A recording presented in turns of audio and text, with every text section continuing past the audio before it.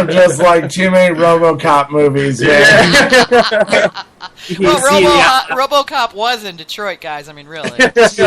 Too much traffic for Joel. He was looking behind his shoulder every day. I was like whizzing all over Detroit for like 3 days straight by myself in my car. Never had a problem. Okay, never once did I look over my shoulder. On the other hand, though, I worked in Detroit for 3 years. So. We wanted to show him some real deep stuff, but he didn't. Take him down to 8 Mile and leave him there for a while. To be fair, he lives in a medium-sized town in Australia, so yeah, you mentioned that, and that's what happened here is we picked this building, and I had moved to Hazel Park like 4 years ago now.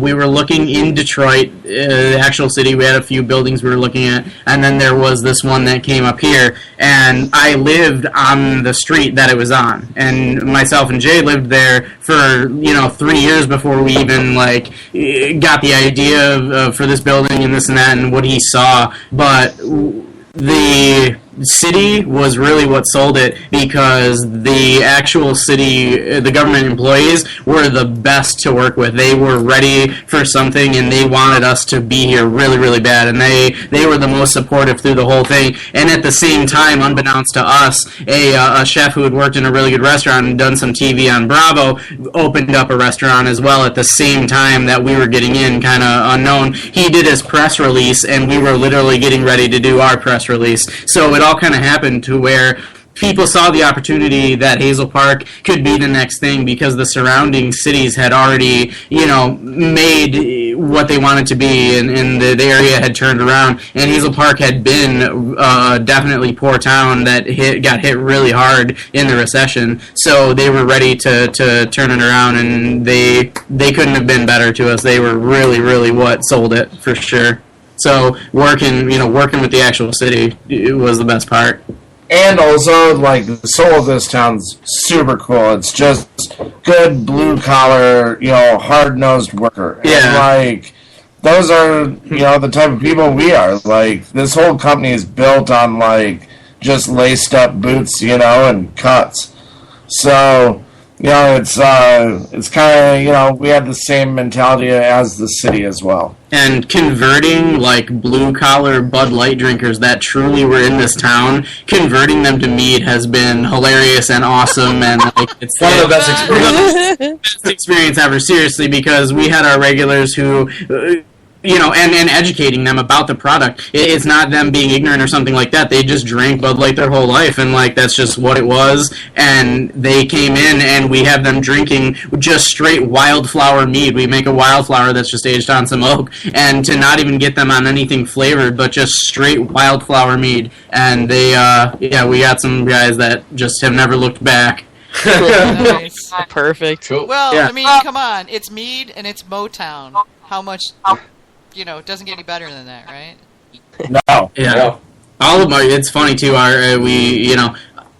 of the biggest main accounts that we have and the most accounts are actually in the city of Detroit. It's been, everything's just really, really, it's taken off. It's great.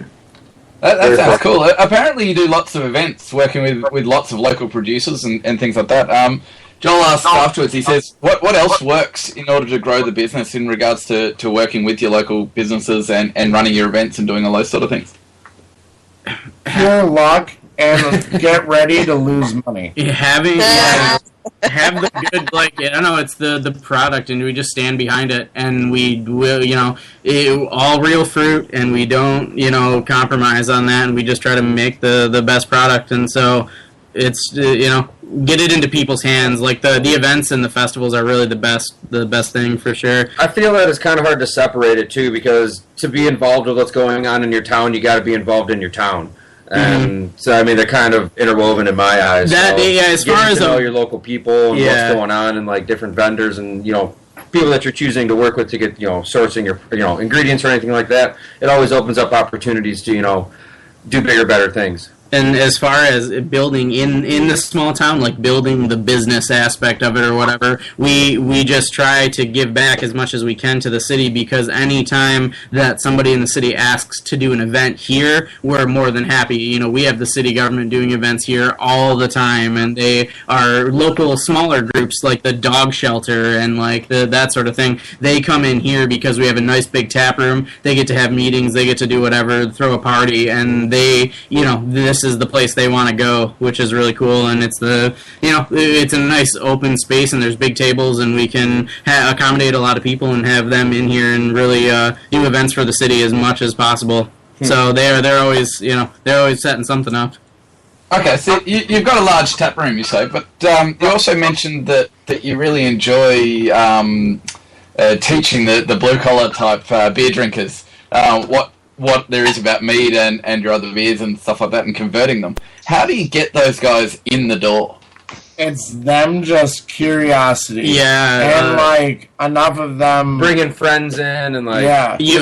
Once you get to one, you kind of got your wedge into a little group, and, you know, hopefully you can impress them and, you know, just have them enjoy the atmosphere enough to come back and bring friends and family, and it just kind of expands from there. This town's a very proud town, so... And it's also very small, so everybody kind of talks to each other, you know? And we are, you know, like, plan one for us is become this community's, like, brewery, meadery, cidery. Watery hole. And that's the big thing they heard. When we put the press releases out, we made sure, because we do have a microbrew license and we make beer. And that was a big part to, all they read was, you know, mead, whatever, cider, whatever, brewery coming to town, and that's really what they heard was, and so many people still come in here, and they were like, oh, I heard a brewery opened, and they come in and say, oh, yeah, you guys do have beer, which we made a beer especially for that person, because generally we're drinking lower quality beer anyhow, and so we made a beer called Trasher, and it's our PBR clone that is pretty much like just the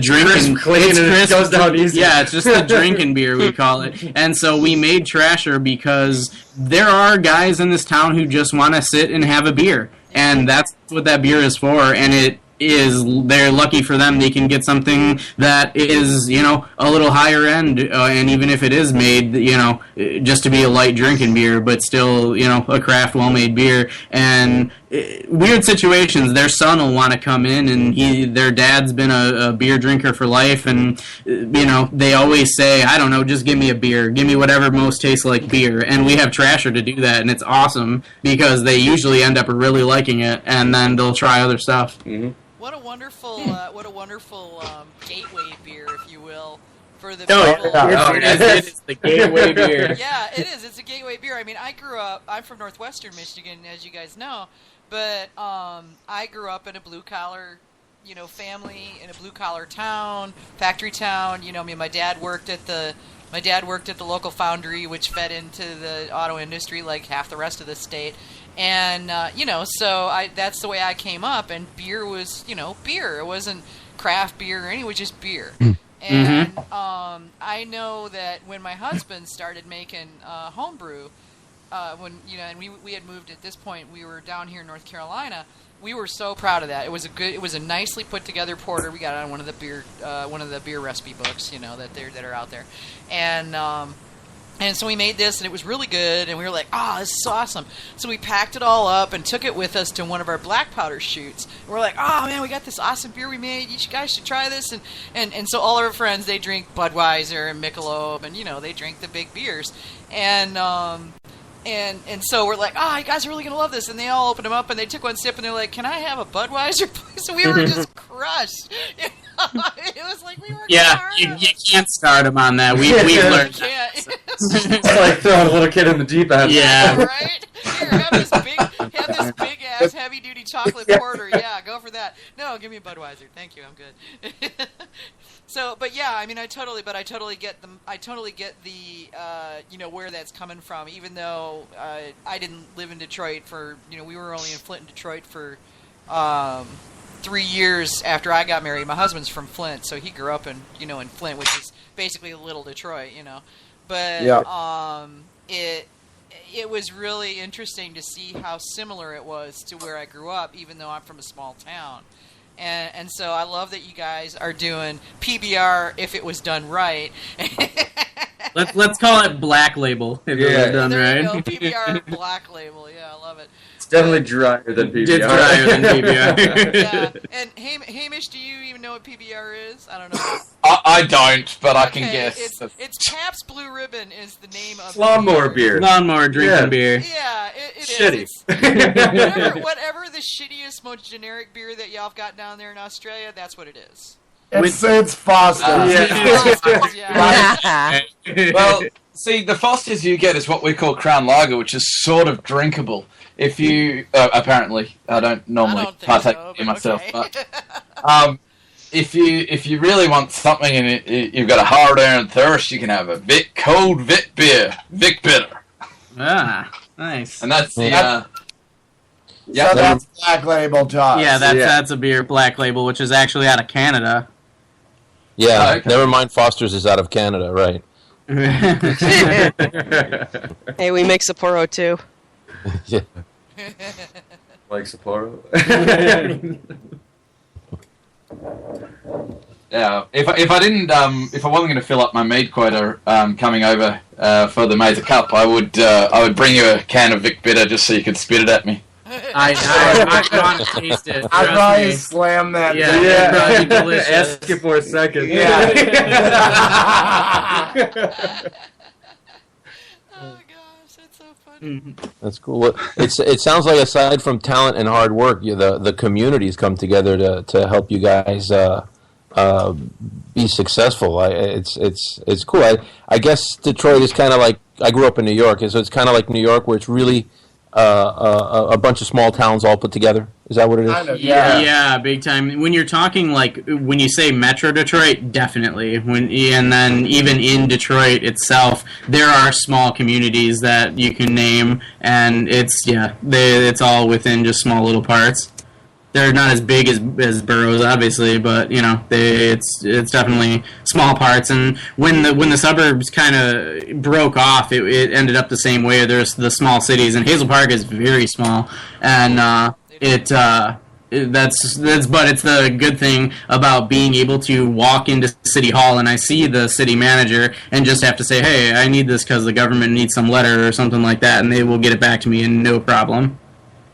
Yeah, super accommodating. Mm-hmm. You gotta also love it's- that. Well, Hazel Park's like a small town within the greater city. Yep. Yes, big. Yeah, It connects right to like Warren and Detroit and Ferndale. We're the first city north of Detroit, so you can just look down John R. and see the city. Yeah, that's true. You could. I know that I had a little fun getting there since you're right along the interstate there, and it took me a minute to figure. Even with GPS, it was like, no, go left, no, go right. It was like, come on, I used to know how to live here. Right.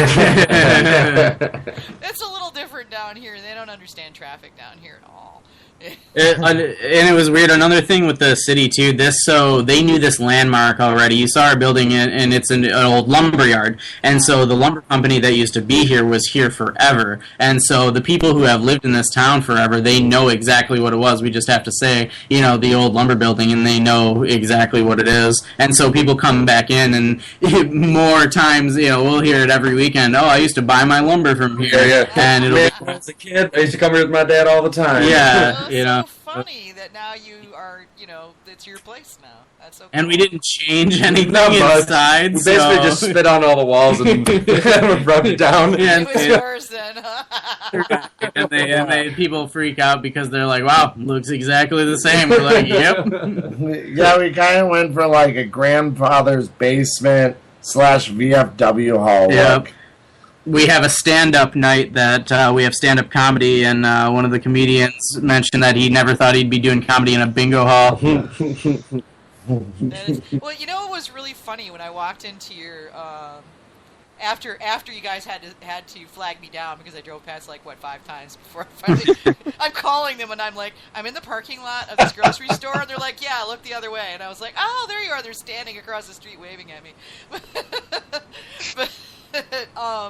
when I walked into your tasting room, the first thing that it made me think of was growing up. My dad was in the Lions, and okay, you guys got Lions clubs around there, right? Still, Yeah. Oh yeah. Right.